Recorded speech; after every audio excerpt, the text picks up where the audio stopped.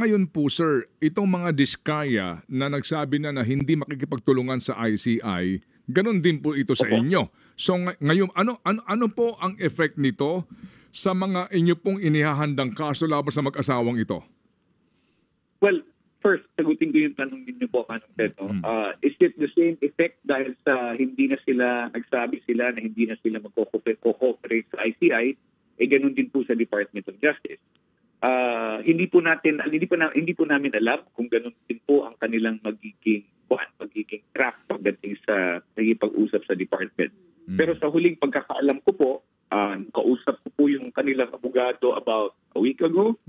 Ang sabi po sa amin kami po ay maglalabas na ng kanilang maglalabas na daw po sila ng salaysay where they will tell all.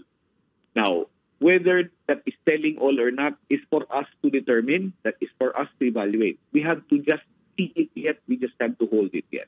Now, kung dumating po tayo dun sa punto na sila po ay sasabihin nila, katulad ng sa ICI, hindi na rin kami magko-cooperate sa inyo kung hindi nyo kami bibigyan ng immunity.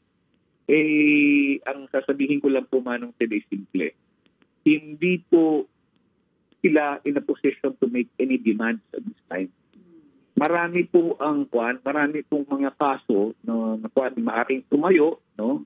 Kaya nga po, even without, independent of whatever they're saying, there are investigations are ongoing as far as they're concerned in projects where everybody, not only the Visayas, but where everybody is involved.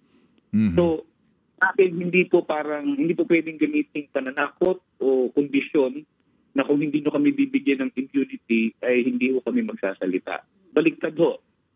Bago kayo bigyan ng immunity, titingnan ho muna kung kayo ba ay karapat-dapat na testigo. At siyempre merong ilang mga conditions yan na maaaring i-impose sa inyong agreement with the Witness Protection Program. Pero I don't think na it will stop the department or the NBI from conducting its investigation just because they are not cooperating anymore.